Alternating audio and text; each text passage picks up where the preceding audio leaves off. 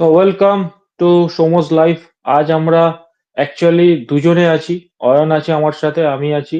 আজ আমরা ডিসকাস করব এই যে রবিচন্দ্রন অশ্বিন হঠাৎ করে একটা নিজের রিটায়ারমেন্ট অ্যানাউন্স করেছে, এবং এই টেন্ডেন্সিটা কিন্তু নতুন নয় যে অশ্বিন অ্যানাউন্স করেছে, এর আগে কেউ অ্যানাউন্স করেনি, এরকম ব্যাপার নয়।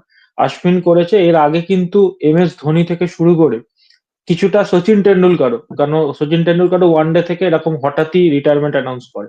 কিছুটা ক্ষেত্রে রাহুল দ্রাবিড়, VVS লক্ষ্মণ, যুবরাজ সিং, জাহির খান, এরকম আমরা ইন্ডিয়ান লেজেন্ডস এর দেখেছি হঠাৎ করে ডিসঅ্যাপিয়ার্ড হয়ে যেতে, হঠাৎ করে রিটায়ারমেন্ট নিতে। তো কেন হয় এই জিনিসটা, সেই নিয়ে আজ আমরা একটু বিস্তারিত আলোচনা করার চেষ্টা করবো। তো প্রথমেই অয়ন, তোকে যে কোশ্চেনটা আমার করার আছে সেটা হলো, এই যে অশ্বিন রিটায়ারমেন্টটা নিল মিড সিরিজে, এই যে মিড সিরিজে হঠাৎ করে রিটায়ারমেন্টটা নিল, তোর কি মনে হয় এটা তো প্রি প্ল্যান থাকতে পারে না কখনো? যে সিরিজের আগে, বর্ডার গাভাস্কার ট্রফি খেলতে যাওয়ার আগে আমি ভেবে নিয়েছি আমি রিটায়ার করে যাব, তাও আমি অ্যাভেলেবেল করছি আমার নামটা। 5টা ম্যাচের সিরিজ তো আমি জানি 5টা ম্যাচের বর্ডার গাভাস্কার ট্রফি হবে, তাও আমি জেনে শুনে আমার নামটা সিলেক্টরের কাছে অ্যাভেলেবেল করছি, করে আমি রিটায়ারমেন্টটা নিয়ে নিচ্ছি মিড সিরিজে। কিন্তু এটা কি তোর মনে হয় কোনো প্রি প্ল্যান তো ছিল না? তাহলে হঠাৎ কেন ডিসিশনটা এলো? সিরিজের পরেও তো আসতে পারতো, বা এরমও হতে পারতো যে আমি রিটায়ারমেন্ট অ্যানাউন্স করে দিলাম, লাস্ট ম্যাচের পরে আমি, এই সিরিজের পরে আমি আর খেলবো না, তো আমি লাস্ট ম্যাচটা একটা ফেয়ারওয়েল পেতে পারতাম। হঠাৎ মিড সিরিজে নিয়ে ইন্ডিয়ায় কামব্যাক, মানে ঘরে চলে আসার কি কারণ থাকতে পারে বলে তোর মনে হয়? না, আমার মতে যেটা আমি যেটা শুনলাম, যেটা আশ্বিন নিজে বলেছে যে তার এই সিরিজের আগেই তার রিটায়ারমেন্টের প্ল্যানটা হয়ে গেছিল। সে অলরেডি টিমকে জানিয়ে দিয়েছিল, রোহিত শর্মা, গৌতম গম্ভীর এবং টিম সিলেকশন কমিটি, যেটা হচ্ছে আহ, অজিত আগারকার এখন যিনি আছেন, ওনাকে জানিয়ে হুম দেওয়া হুম হয়েছিল ওনাদেরকে যে যে আশ্বিন তিনি খেলবেন না, তিনি আর হুম কন্টিনিউ করবেন না, রিটায়ারমেন্ট তিনি নিয়ে নেবেন, এটা আশ্বিন জানিয়েছে। এর ভেতরে কতটা হুম সত্যি বা মিথ্যে সেটাতে যাচ্ছি না, আপাতত যেটা জানানো, যেটা হচ্ছে জানিয়েছে যে, 1 মিনিট, হ্যাঁ, তো যে তিনি খেলবেন না। এইবারে হুম সমস্যাটা হচ্ছে, তখন রোহিত শর্মা, গৌতম গম্ভীর এবং অজিত আগারকারের তরফ থেকে বলা হয় যে তাকে পিঙ্ক বল টেস্টের জন্য ভাবা হচ্ছে। মানে সে তার পিঙ্ক বল, যে অ্যাডিলেটে যে পিঙ্ক বল টেস্ট হয় সেটাতে আশ্বিন খেলবে। তো সেই জন্য হুম হয়তো এই আশ্বিনের যে পুরো আগেই বেরিয়ে যাওয়া, মানে মানে সিরিজের আগে রিটায়ারমেন্ট নিয়ে নেওয়া, সেটা কাইন্ডলি মানে বলতে গেলে যে রোহিত শর্মা আর গৌতম গম্ভীর দুজনেই আশ্বিনকে রিকোয়েস্ট করেছে তাকে রাখা হোক, পিঙ্ক বল টেস্ট হয়ে যাক, দেন তিনি রিটায়ারমেন্ট নেবেন। তো এখানেও তোর কথাটা আমি সম্পূর্ণরূপে উড়িয়ে দেবো না, কারণ যদি পিঙ্ক বল টেস্টের পরে যদি রিটায়ারমেন্ট হয়, তাহলে সেটা অ্যাডিলেড টেস্টের পরেই ঘোষণা কেন নয়, সেটা হুম গাবা টেস্টের পরেই কেন, এইটা একটা প্রশ্নচিহ্ন আছে যে গাবা টেস্টে তাহলে কেন। কোথাও কোথাও আমার মনে হয় এর পিছনে একটা কারণ ছিল, কোথাও কোথাও ইন্ডিয়া ভেবেও ছিল যে গাবা টেস্ট হয়তো আগের বারের মতন ইন্ডিয়া জিতবে, জিতবে এবং একটা ভালোভাবে কপাল ভালো অশ্বিন ইন্ডিয়া প্লেয়ার হয়ে ম্যাচটা যাবে, ড্র বাট করেছে। হ্যাঁ, কপাল ভালো ইন্ডিয়া ম্যাচটা ড্র করেছে, কারণ জেতার কন্ডিশনে ইন্ডিয়া থ্যাঙ্কস টু একদিনও ছিল না। বৃষ্টি, থ্যাঙ্কস টু বৃষ্টি। বৃষ্টি, অবশ্যই। হ্যাঁ, কন্টিনিউ কর, বল। হ্যাঁ, তো আমার মনে হয় এই রিটায়ারমেন্টটা প্রি প্ল্যান, মানে বলবো মানে আশ্বিন, ঋষভত আশ্বিন আমাদের কি, মানে আশ্বিনের নেক্সট প্রশ্ন যদি হয় যে আশ্বিনের কি বিকল্প কেউ তৈরি হতে, মানে ইন্ডিয়াকে তৈরি করতে পেরেছে, সেটা হুম আশ্বিন, মানে ইন্ডিয়ার ম্যানেজমেন্ট ভাবছে সেটা ওয়াশিংটন সুন্দর। অবশ্যই ওয়াশিংটন সুন্দর নিউজিল্যান্ডের হয়ে, মানে নিউজিল্যান্ডের বিরুদ্ধে খেলেছে, বাংলাদেশের বিরুদ্ধে একটা অসাধারণ পারফরমেন্স ছিল। তো সেখানে দেখতে গেলে অবশ্য আশ্বিনের বিকল্প এখনো কেউ নেই, বাট তাও একটা প্রশ্নচিহ্ন থাকবে রিটায়ারমেন্টের ওপরে। বাট আমি অ্যাজ আ ক্রিকেট লাভার আমি চাই না যে আশ্বিনের এরম ভাবে রিটায়ারমেন্টটা হোক। একটা এত বড় লেজেন্ড, তিনি আমাদের 2011 সালের ওয়ার্ল্ড কাপ, এবং ভুলে গেলে চলবে না 2013 সালে যে চ্যাম্পিয়ন্স ট্রফি, চ্যাম্পিয়ন্স ট্রফি। আশ্বিন কিন্তু হুম, ফাইনাল ওভার করেছিল, বল করেছিল, রাইট। গুরুত্বপূর্ণ ওভার। 6 বলে সম্ভবত 15 রান বাকি ছিল, আশ্বিন কিন্তু ম্যাচটাকে বার করে দিয়েছিল।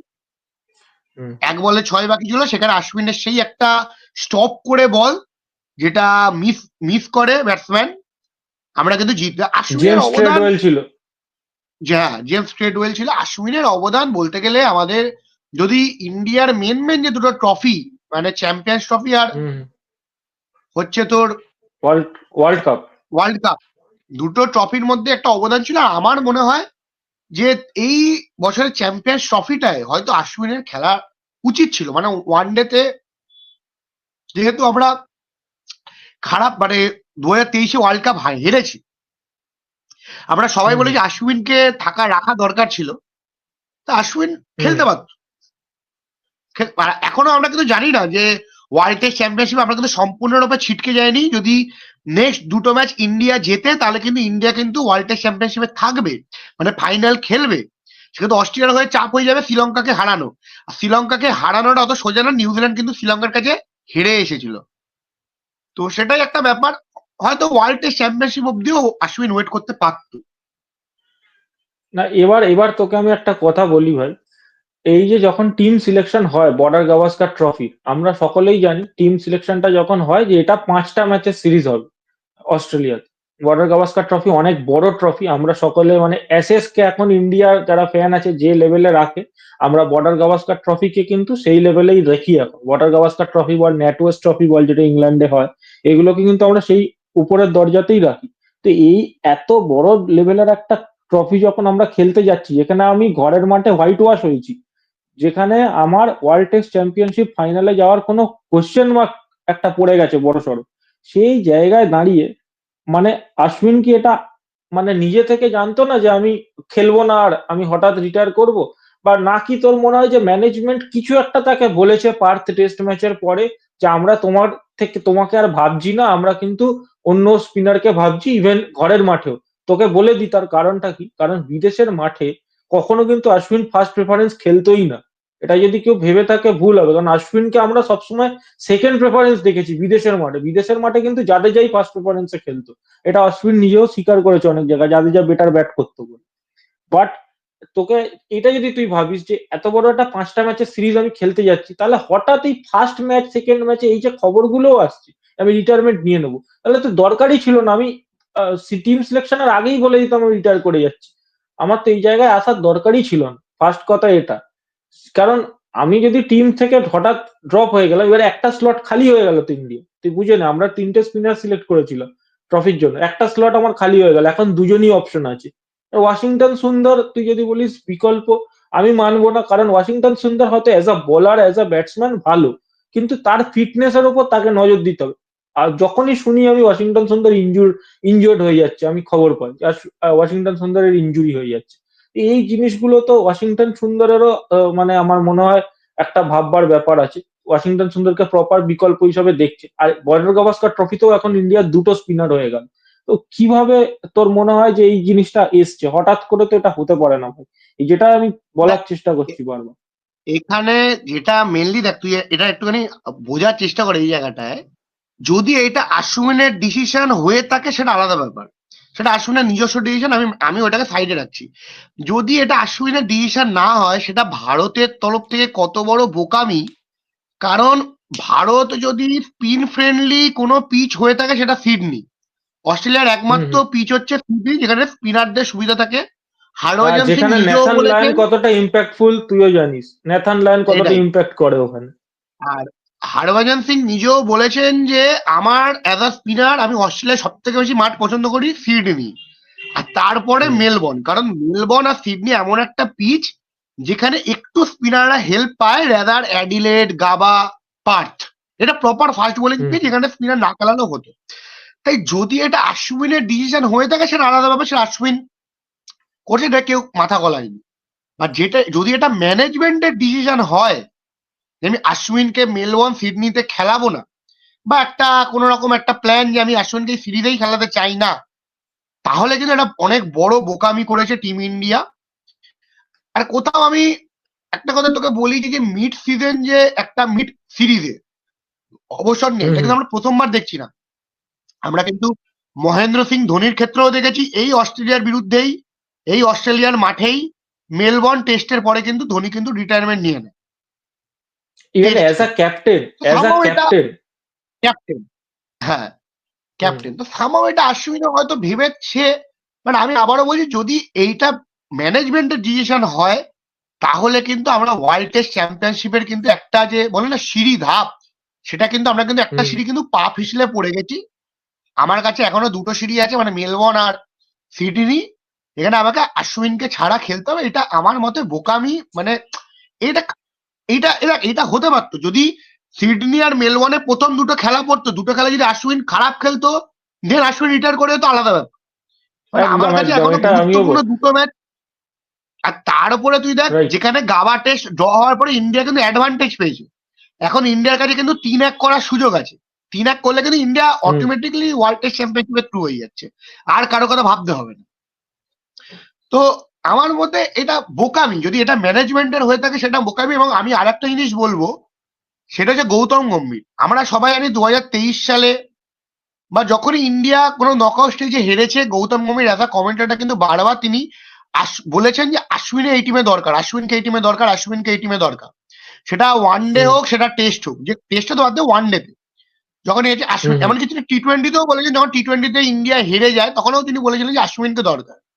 তাই অ্যাজ আ হুম কোচ যখন গৌতম গম্ভীর তিনি এলেন, আর যেটা আশ্বিনের ফোর্টে, মানে যেটা আশ্বিনের লিগ টেস্ট, সেখান থেকে একটা প্লেয়ারের রিটায়ার করে যাওয়াটা, এটা কিন্তু একটা বড় প্রশ্নচিহ্ন থাকছে। যে অ্যাজ আ কমেন্টেটর গৌতম গম্ভীর যখন আশ্বিনকে ব্যাক করতেন, তাহলে অ্যাজ আ কোচ তার আরো দায়িত্ব বেড়ে যায় আশ্বিনকে ব্যাক করা। না তুই আর আমি আমাকে একটা কথা বল। এটা বলেই হ্যাঁ এটা বল বল। বলেই আর একটা শেষ করছি মানে তোর কাছে দিচ্ছি। আমি আবারও বলছি, যদি এটা আশ্বিনের ডিসিশন হয়ে থাকে সেটা আলাদা ব্যাপার। আমি বলছি যদি এটা আশ্বিনের ডিসিশন না হয়ে থাকে সেই ক্ষেত্রে বলছি। এবার তুই আমাকে বল, অশ্বিন তো আমি মানলাম এটা অশ্বিনের ডিসিশন না হলে এটা ম্যানেজমেন্ট তাকে কল দিতে পারে যে আমরা তোমাকে আর খেলাবো না। বাট এই যে প্যারামিটারটা, অশ্বিনের ক্ষেত্রে প্যারামিটারটা তো তাহলে খুবই ছোট হয়ে গেল ভাই। বাংলাদেশ সিরিজ হলো সে গত সেপ্টেম্বর মাসে, বাংলাদেশ সিরিজে Ashwin one of the best performer ছিল, ব্যাট হাতে বল হাতে দুটো নিয়ে, ব্যাটিংয়েও বোলিংয়ে। বাংলাদেশ সিরিজ, হ্যাঁ আমি মানছি তার নিউজিল্যান্ড সিরিজ খারাপ গেছে, নিউজিল্যান্ড সিরিজে সে সেরকম up to the mark performance করেনি। তার জায়গায় বরঞ্চ ওয়াশিংটন সুন্দর এসে লাস্ট ম্যাচটা ভালো উইকেট নিয়েছে, ভালো পারফরমেন্স করেছে। কিন্তু এই যে প্যারামিটারটা, যে আর বেসিসে ম্যানেজমেন্ট অশ্বিনকে কলটা দিয়েছে যে আমরা তোমাকে আর ভাবছি না, নিশ্চয়ই এরকম একটা কল দিয়েছে। নাহলে অশ্বিন কেন হঠাৎ করে, তুই নিজে চিন্তা করে দেখ, যার যদি তার মনোভাব থেকেই থাকতো সে নিউজিল্যান্ড সিরিজের পরেই অ্যানাউন্স করে দিতে পারতো রিটায়ারমেন্ট। হঠাৎ টিমে সিলেক্ট হওয়া, দুটো ম্যাচ খেলে তারপর হঠাৎ বাড়ি চলে আসা, আর টিম ছেড়ে পুরো চলে আসা, ইভেন ওয়েটও না করা সিরিজ শেষ হওয়া অবধি, সেইটা একটা খটোমটো ব্যাপার ভাই, সত্যি লাগছে। আর একটা জিনিস তোকে বলি, এই যে পুরো ঘটনাটা আমি বলছি, এই যে অশ্বিন, এই যে প্যারামিটারটা দেওয়া হচ্ছে যে নিউজিল্যান্ড সিরিজের জন্য তাকে ভাবা হচ্ছিল না, পার্থ টেস্ট ম্যাচে ওয়াশিংটন সুন্দরকে আমরা খেলিয়েছি, তাই এই প্যারামিটারটা তো সবার ক্ষেত্রে applicable. As a batter, Rohit শর্মাকে লাস্ট তুই কবে পারফর্ম করতে দেখেছিস টেস্ট ম্যাচ? আমি দেখ বিরাট কোহলির এখানে তোর পারফরমেন্স কথা, সাইডে রাখলাম, হ্যাঁ বল। আমরা কি লেজেন্ডদের তাহলে আলাদা আলাদা ভাবছি? মানে ব্যাটার লেজেন্ডরা হলে বড় লেজেন্ড হবে, বোলিং এর লেজেন্ডরা তাহলে ছোট, মানে এরকম কোনো ব্যাপার চলে আসছে নাকি? কারণ রোহিত প্যারামিটার যদি সেম হয় তাহলে রোহিত শর্মার জায়গাও টিমে হয় না, যদি সেই প্যারামিটারটা মেনটেনই হয়। তো হঠাৎ অশ্বিনের এইটা যখন সবাই বলছে পারফরমেন্স ইস্যু, তাহলে আমি এটা বলতেই পারি তাহলে রোহিত শর্মারও পারফরমেন্স ইস্যু সেক্ষেত্রে। বাই দা ওয়ে না তোকে এখানে জানিয়ে একটা রাখি, জিনিস নামি দামি হচ্ছে কি, একটা কিন্তু ওয়েবসাইট, হুম, তারা কিন্তু বর্ডার গাভাস্কার ট্রফি শুরু হওয়ার আগে একটা কথা বলেছিল যে এই টেস্ট সিরিজ কিন্তু যে কোনো চারটে বড় খেলোয়াড়ের জন্য লাস্ট টেস্ট সিরিজ হতে চলেছে। একজন যদি অশ্বিন হয়ে যায় বাকি তিনজন কে হবে, এটা নিয়ে কিন্তু গুরুত্বপূর্ণ কোশ্চেন আছে। নামি দামি ওয়েবসাইট, তার আমি নামটা বলছি না, বাট এটা কিন্তু তারা বলেই ছিল। ফার্স্ট কিন্তু অশ্বিনকে আমরা দেখে নিলাম। এবার তুই বল তোর কি টেক আছে এটার উপর? না এখানে একটা জিনিস বলবো যে নিউজিল্যান্ডে মানে বাংলাদেশের টেস্ট পর্যন্ত কিন্তু ইন্ডিয়ার অবস্থা যে খুব একটা খারাপ ছিল না। ইন্ডিয়া কিন্তু আরামসে ওয়ার্ল্ড টেস্ট চ্যাম্পিয়নশিপের ফাইনাল খেলছিল, আমরা ধরে একদম। নিয়েছিলাম ইন্ডিয়া খেলছে। ইন্ডিয়ার সাথে আর কে খেলবে সেটা প্রশ্ন নয়, সেটা নয় শ্রীলঙ্কা হবে নাহলে অস্ট্রেলিয়া হবে, সেটা একটা ব্যাপার থাকবে যে ইন্ডিয়ার সাথে ইন্ডিয়া খেলছে। বাট সেটব্যাক খেলো ইন্ডিয়া মেনলি নিউজিল্যান্ডের কাছে হারার পরে, সেটা শুধু হারা নয়, লজ্জাজনক হার, 3-0 হার ঘরের মাঠে। হুম এখানে আমি একটা কথা বলতে চাই, যদি এইটা অন্য কোনো ক্যাপ্টেন হতো, যদি এটা বিরাট কোহলিও ক্যাপ্টেন হতো, মহেন্দ্র সিং ধোনিও কিন্তু যদি ক্যাপ্টেন হতো, নিজের ঘরের মাঠে, বা আমি মহেন্দ্র সিং ধোনি, আমি বিরাট কোহলি ছাড়ছি না, তুই ধরে নে ধর সামো অস্ট্রেলিয়ার কোনো ক্যাপ্টেন বা ইংল্যান্ডের কোনো ক্যাপ্টেন, আমরা দেখেছি যে অ্যাশেসে অস্ট্রেলিয়ার মাঠে যখন ইংল্যান্ড খেলতে যায়, অস্ট্রেলিয়া 4-5-0 হারায়। তারপরে আমরা দেখেছি যে জনাথন ট্রট বলে একটা প্লেয়ার যে ফর্মের শিখরে ছিল, তাকে কিন্তু আমরা রিটায়ারমেন্ট করতে দেখি। গ্রেম সোয়ান, তাকেও আমরা রিটায়ারমেন্ট করতে একদম দেখি, এবং কেভিন পিটারসনকেও একদম। কিন্তু প্রপার টিম থেকে বসিয়ে দেওয়া হয়। কেভিন পিটারসনকে তারপর এবারে আর আমার কোনোদিন কাছে খেলানোই হয়নি ইংল্যান্ডের। এবার আমার কাছে প্রশ্ন, তুই দেখ ইংল্যান্ড এটা করেছে অস্ট্রেলিয়ার ঘরের মাঠে 5-0 হারার পরে। এবার হুম, তুই আমাকে বল একদম যে, ঠিক। আমি তোকে যেটা বলতে চাইছি যে ইন্ডিয়া নিজের ঘরের মাঠে নিউজিল্যান্ডের কাছে 3-0 হারে, ঠিক আছে? হুম হুম। তুই মানে আমরা সমস্ত দর্শক প্রথমে কাকে প্রশ্ন করব? ক্যাপ্টেন নইলে কোচ। কোশ্চেন তো এদের দুজনের উপরই প্রথম উঠবে ফার্স্ট, তারপর ব্যাটারদের ওপর বোলারদের ওপর। ক্যাপ্টেন আর কোচ। ক্যাপ্টেন হুম, আর কোচকে কতজন প্রশ্ন করেছে? কতজন ক্যাপ্টেন আর কোচকে প্রশ্ন করেছে? কেউ করেছে প্রশ্ন? সেটা তো ক্যাপ্টেন একটা কেন ব্যাপার। এই ফল? 3-0 হার সেটাও ঘরের একটা মাঠে, ব্যাপার। 1-0 বা 2-1 হার, ড্র হয়ে গিয়ে হার, ঠিক আছে। নিউজিল্যান্ডের কাছে যারা অলরেডি শ্রীলঙ্কার কাছে হেরে এসেছে, তারা এসে 3-0 হারিয়ে দিয়ে চলে যাচ্ছে, কোনো রকম কোনো ফাইট নেই। না। আর সব থেকে বড় রাইট। কথা, যেখানে আমার ক্যাপ্টেনের কোনো রান নেই, বিরাট কোহলির কোনো রান নেই। আমি এক্ষেত্রে বিরাট কোহলিকে, আমি আর একটা নাম বিরাট কোহলির বলবো, আর সিনিয়র প্লেয়ার। আমরা দেখেছি যে 2012-তে যখন ইংল্যান্ড আমাদের মাঠে আসে 2-1 ইন্ডিয়াকে হারিয়ে দেয়, সম্ভবত 2-1 রেজাল্ট ছিল, হ্যাঁ, 2-1 যখন এই ছিল ঠিক। মন্টি প্যানেসার। হুম। তারপরেও মন্টি কিন্তু আমরা প্যানেজার রাহুল আর গ্রেম দ্রাবিড়কে আর সোয়ান, খেলতে রাইট। দেখিনি। আমরা কিন্তু তারপরে না কিন্তু রাহুল, রাহুল না না দ্রাবিড়কে আর না, খেলতে দেখি। সরি সরি, বলছি তোকে ইন্টারাপ্ট করছি। রাহুল দ্রাবিড় কিন্তু, আমি এবার তোকে যেটা বলছিলাম যে রাহুল দ্রাবিড়, ভিভিএস লক্ষ্মণ, এরা কিন্তু যে অস্ট্রেলিয়ার 11 ওভারের বর্ডার গাভাস্কার ট্রফিটা ছিল, 4-0 ইন্ডিয়া হোয়াইট ওয়াশ হয়েছিল, তারপরেই কিন্তু, কারণ তুই ভালো করে মনে করে দেখ, 2011 সাল ইন্ডিয়া ওয়ার্ল্ড কাপ জেতে, ঠিক আছে? 2011 ঠিক জুলাই আগস্ট মাসে ইন্ডিয়া খেলতে যায় ইংল্যান্ডে। ইংল্যান্ডে গিয়ে ইন্ডিয়া হোয়াইট ওয়াশই হয়েছিল 4-0। ওখানে যখন হোয়াইট ওয়াশ হয়, ইন্ডিয়ার হয়ে টপ পারফর্মার ছিল রাহুল দ্রাবিড়। রাহুল দ্রাবিড়কে ওই সময় আমরা ওয়ানডেতে, যাকে ওয়ানডে টিম থেকে অনেক বছর আগে বার করে দেওয়া হয়েছিল, তাকে হঠাৎ করে ওয়ানডেতে টি-20-তে কামব্যাক করিয়ে দেয়, ঠিক আছে?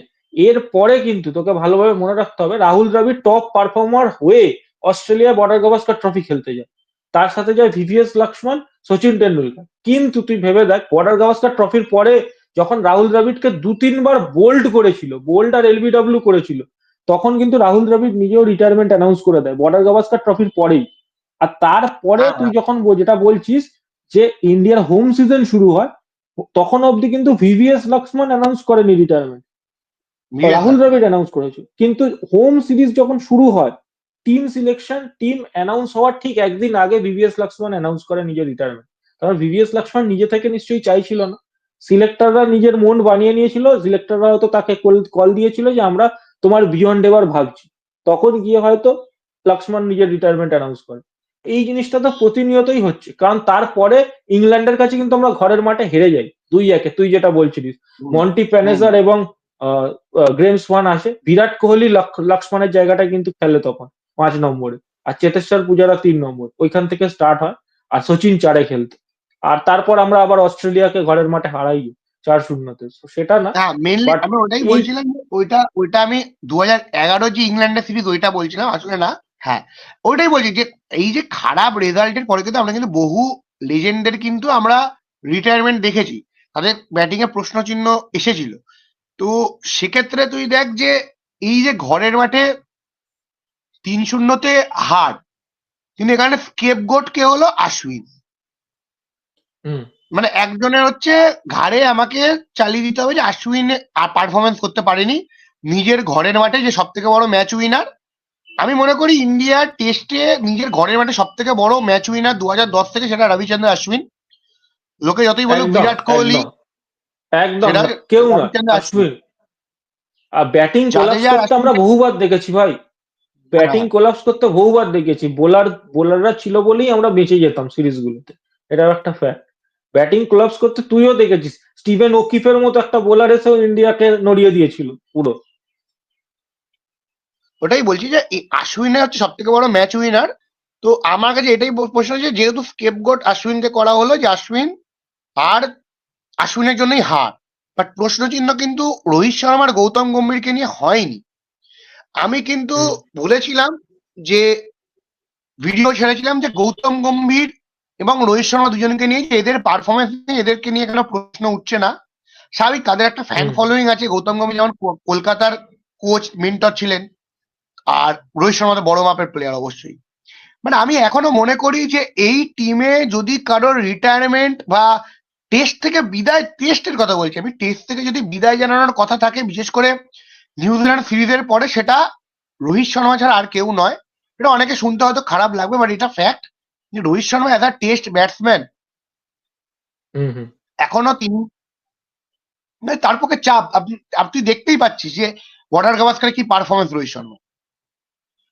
রোহিত শর্মা যখন ব্যাট করতে আসছে, প্যাট কামিন্স নয় হেজেলউড, নালে বোলান্ড, নালে প্যাট কামিন্স নিজেই বল করছে। আমরা দেখতে পাচ্ছি রোহিত শর্মা তো 5-6 বলের বেশি টিকতে পারবে না, কারণ সেই বল ফোর স্ট্যাম্পে বল, রোহিত শর্মার এজ লাগা এবং উইকেট কিপারের হাতে কি স্লিপের হাতে ক্যাচ চলে যাওয়া। আর রোহিত শর্মা নিজের জায়গাটাও হারিয়ে ফেলেছে, রোহিত শর্মা নিজের জায়গাটাও হারিয়ে ফেলেছে, এখন ওপেনিংও করতে পারছে না, 5 নম্বরে আসছে, যার জন্য যেখানে আমাদের 5 নম্বরের স্পেশালিস্ট ব্যাটসম্যান আমরা কিন্তু কারোকে এখনো ভাবতেও পারছি না।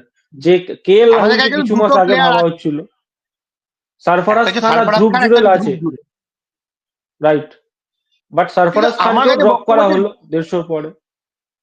হ্যাঁ, এইটাই হচ্ছে ব্যাপার, যে একটা প্লেয়ার 150 করলো, তাকে তুমি ড্রপ করে দিলে, ওই জায়গাটা রোহিত শর্মা খেলছে। তো তুমি যদি এদেরকে যদি অস্ট্রেলিয়ার পিচে না খেলাও, তো এরা পারফরমেন্স দেবেটা কি করে? হঠাৎ করে তুমি যদি এখন মেলবোর্নে বা সিডনিতে দাবি দাও যে খেল, হয় না এরম ভাবে।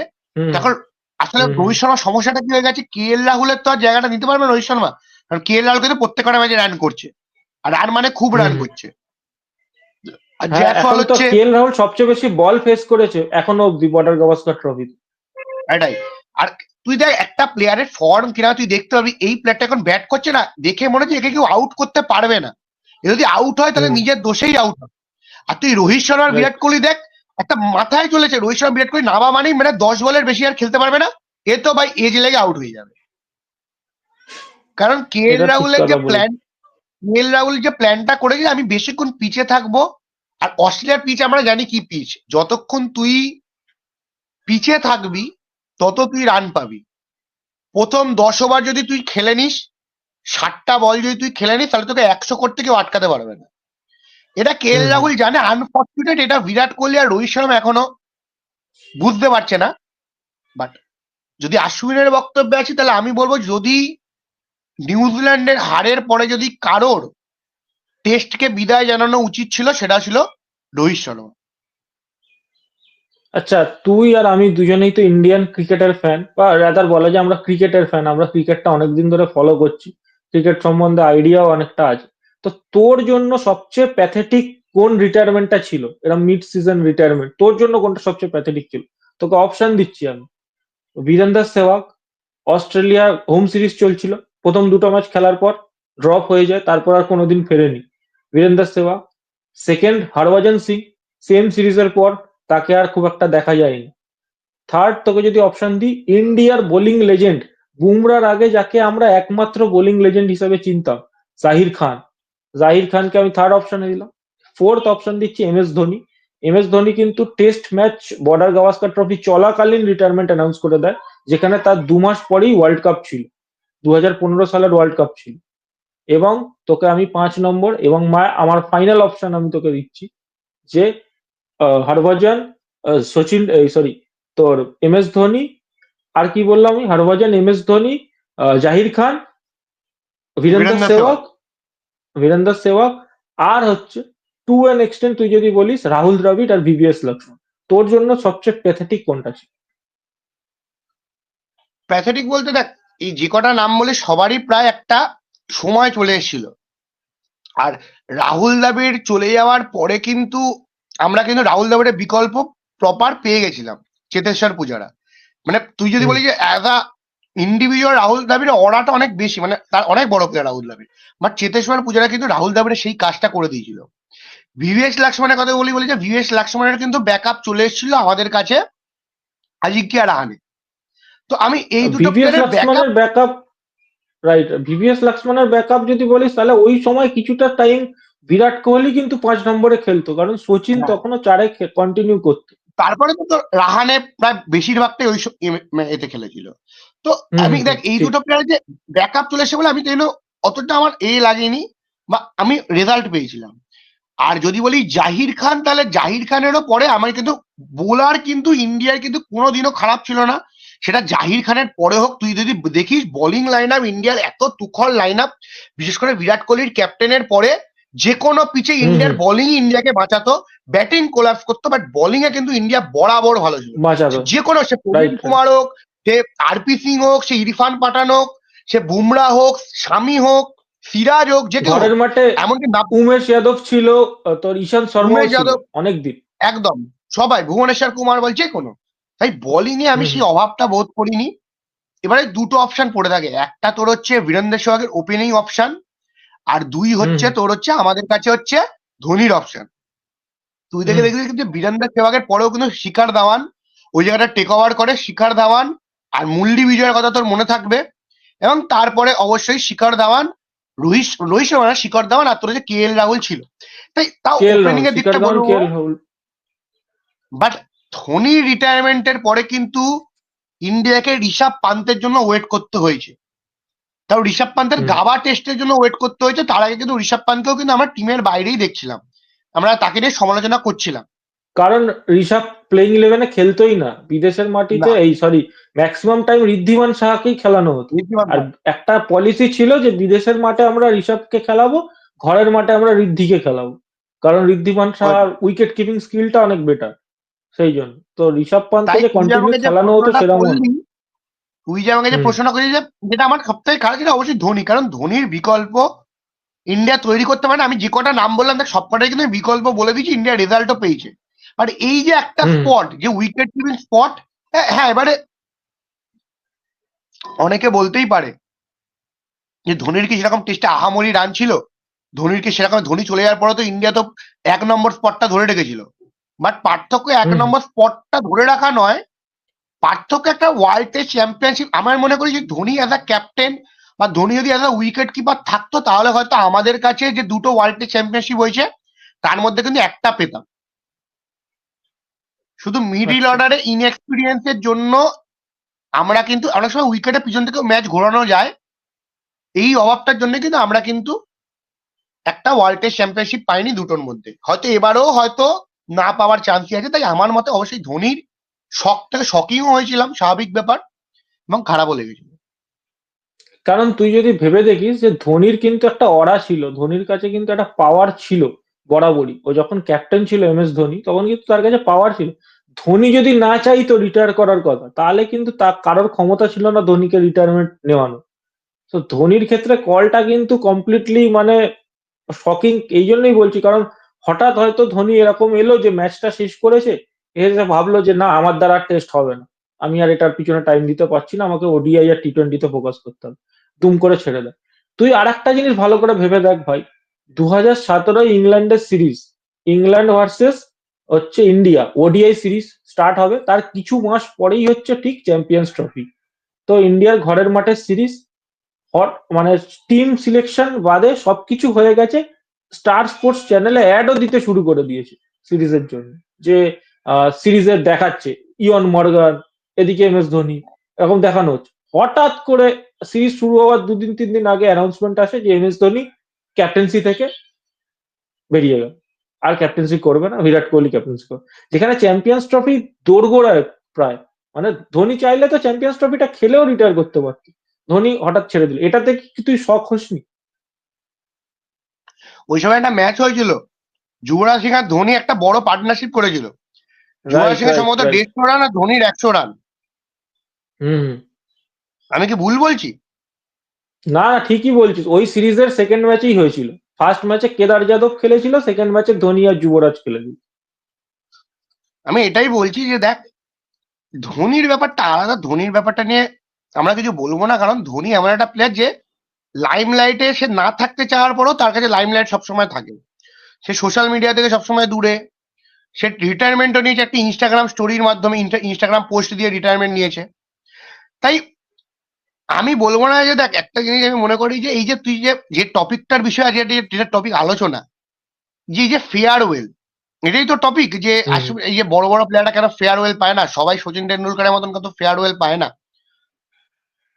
ব্যাপারটা হলো দেখ, আশ্বিনের যে অবদান ইন্ডিয়ান ক্রিকেটে, বিশেষ করে টেস্টে, বা টেস্ট কেন, আশ্বিনের হচ্ছে এমন একটা প্লেয়ার যে আমাদের ওয়ার্ল্ড কাপ আর চ্যাম্পিয়ন্স ট্রফি দুটোরই একটা বড় অবদান আশ্বিন নিয়েছিল।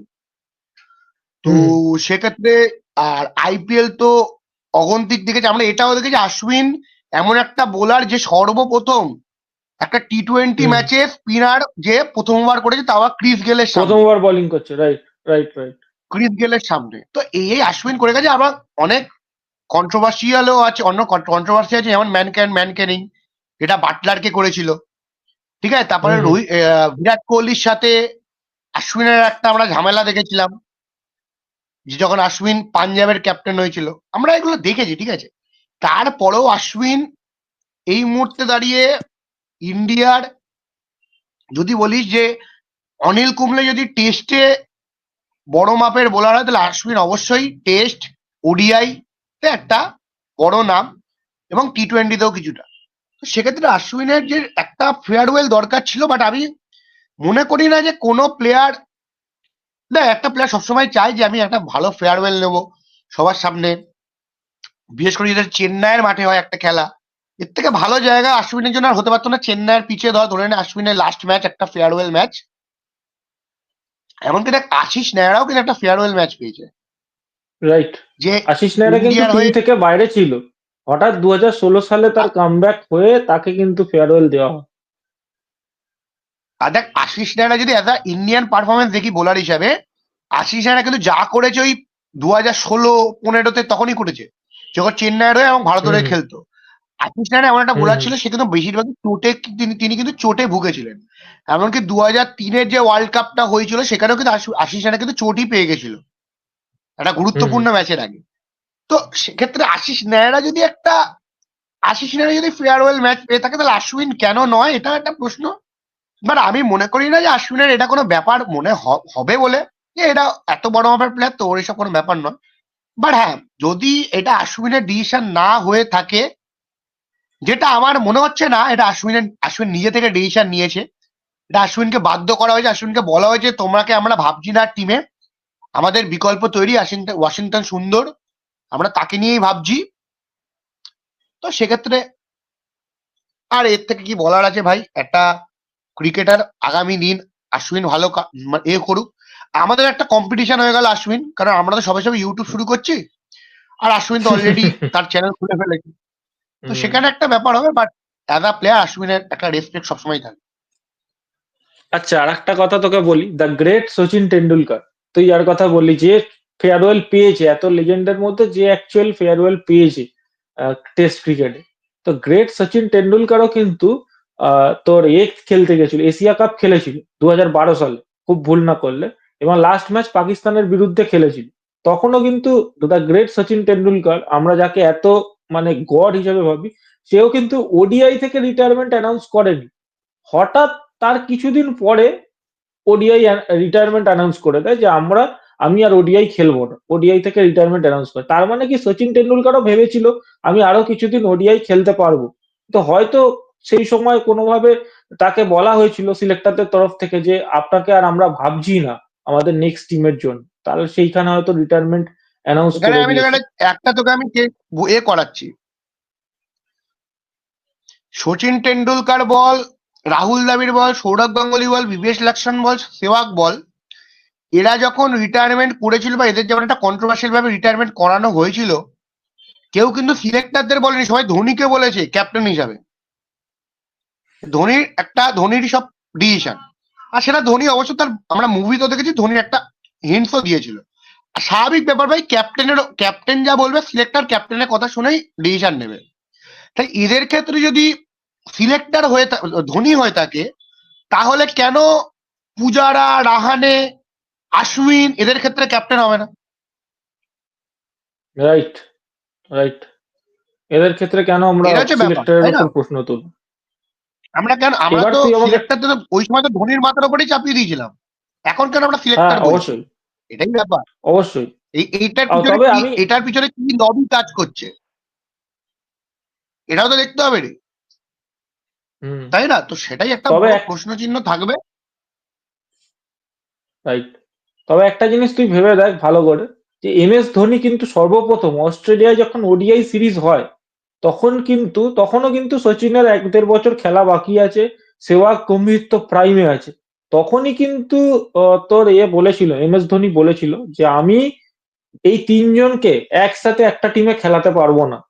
Because of fielding issue. আমার কাছে ফিল্ডিং ইস্যু করবে, আমাকে রোটেশন পলিসি অ্যাপ্লাই করতে হবে। রোটেশন পলিসি শব্দটাই কিন্তু এমএস ধোনি থেকেই দেওয়া, যে এই ৩ জনের মধ্যে আমরা যেকোনো ২ জনকে খেলাতে পারবো।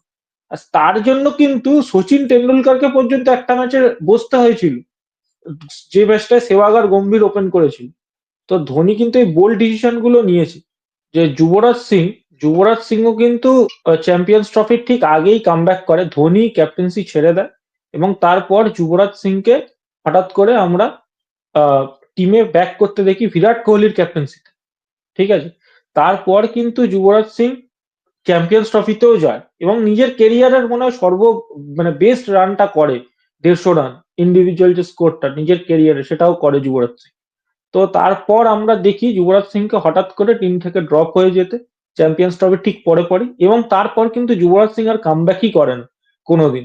এবং হঠাৎ করে ২০১৯-এর ওয়ার্ল্ড কাপের আগে কিন্তু যুবরাজ সিং রিটায়ারমেন্ট অ্যানাউন্স করে দেয়। মানে যখন তার কাছে ক্লিয়ার হয়ে যায় যে সে আর কোনোভাবেই স্কিম অফ থিংসে নেই, তখন কিন্তু হঠাৎ করে সে রিটায়ারমেন্ট অ্যানাউন্স করে দেয়। তো তুই কি বলবি এই ব্যাপারে? না, এখানে দেখ যুবরাজ সিং বা তুই সেহবাগ, গৌতম গম্ভীর এবং সচিন টেন্ডুলকার যাদের গ্রেট, সচিন টেন্ডুলকার যাদের নাম বলি, তুই দেখ এখানে এদেরকে যে বাদ দেওয়ার পরেও যে ইন্ডিয়া রেজাল্ট পায়নি তা কিন্তু নয়। তুই দেখ যে সচিন, সেহবাগ এবং গম্ভীরকে তিনজনকেই তো আমরা তোর এতে নিইনি, চ্যাম্পিয়ন্স ট্রফিতে নিইনি। তাহলে কি ইন্ডিয়া কি চ্যাম্পিয়ন্স ট্রফি জেতেনি? জিতেছে। তুই দেখ রাহুল দ্রাবিড়, তারপরে তো হচ্ছে ভিভিএস লক্ষ্মণ, দুজনকে তো আমরা ২০১১-র ওয়ার্ল্ড কাপে নিইনি। তাহলে কি ইন্ডিয়া কি ওয়ার্ল্ড কাপ জেতেনি? জিতেছে। ঠিক আছে? তো আমার কাছে বক্তব্য হচ্ছে যে যখন আমি মানে ধোনি যেটা ডিসিশন গুলো নিয়েছে সেটা কিন্তু ঠিক প্রমাণ হয়েছে ধোনি, যে আমি এদের নিয়ে আমি জিতেছি, আমি হারিনি। ঠিক আছে? এইবারে তুই আমাকে বল যে রাহানে, পূজারা এরা হুম। চলে যাওয়ার পরে ভারত কি ওয়ার্ল্ড টেস্ট চ্যাম্পিয়নশিপ জিতেছে? জেতেনি।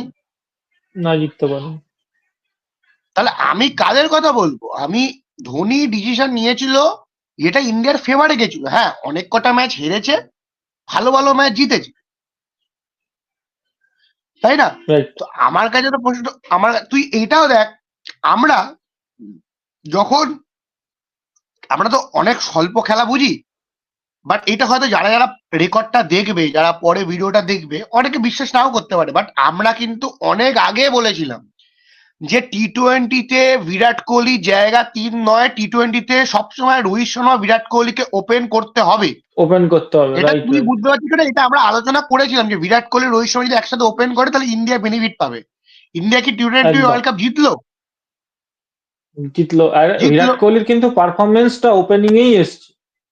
ওপেনিং এ এলো, ফাইনাল খেলা হলো, পুরো গোটা হুম। টুর্নামেন্ট কিছু খেললো না, আর আসল ম্যাচে বিরাট কোহলি খেলে দিল। তো আমরা রাইট। যেটা বাইরে থেকে বুঝতে পারছি বা আমরা যেটা ধরতে পারছি, সেটা ম্যানেজমেন্ট জেনেও ধরছে না কি ধরতে চাইছে না, সেটা ব্যাপারে আমি এখনো মনে করি এই টেস্ট টিমে চেতেশ্বর পূজারা এবং আজিঙ্ক্য রাহানে দুজনেই ডিজার্ভ করে। এদেরকে তখন আজকে তুই দেখ, আজকে রোহিত শর্মা, বিরাট কোহলিকে কেন বাদ দিতে পারছে না?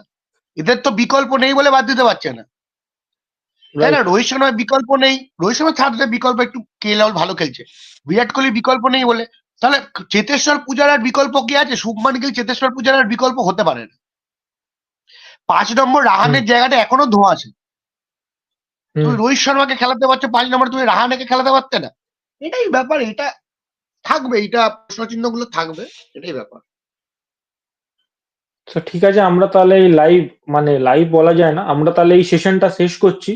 তো আজকের আমরা ডিসকাস করলাম কেন ইন্ডিয়ান ক্রিকেট লেজেন্ডসরা ফেয়ারওয়েল পায় না এবং হঠাৎই তারা রিটায়ার করে যায়। তো এই ব্যাপারে ডিসকাস করলাম। আমার সাথে ছিল অয়ন, ওর একটা চ্যানেল আছে অয়ন ভাইভ 740, ওটা আমি ডেসক্রিপশনে লিংক দিয়ে দেবো, অবশ্যই দেখো। ওই চ্যানেলে কিন্তু ফুটবল ক্রিকেট দুটো নিয়েই ডিসকাশন হয় এবং বাংলাতেই হয়, আমরা দুজনেই বাংলাতেই ভিডিও বানাই। সো ওই চ্যানেলটা অবশ্যই ভিজিট করো। আর এই পডকাস্টটা কেমন লাগলো অবশ্যই সেটা আমাকে কমেন্টে জানিও, তোমাদের রায়টা জানিও যে অশ্বিনের রিটায়ারমেন্ট বলো, MS ধোনির রিটায়ারমেন্ট বলো, এগুলো নিয়ে তোমাদের কি মতামত, পার্সোনাল ওপিনিয়নটা অবশ্যই কমেন্টে জানিও। ভিডিওটা লাইক করে দিও, শেয়ার করে দিও। আর ক্রিকেট সংক্রান্ত সমস্ত রকম ভিডিও পেতে সৌমস লাইভ চ্যানেলটাকে অবশ্যই সাবস্ক্রাইব করে দিও। এই বলে ভিডিওটা শেষ করছি। ধন্যবাদ।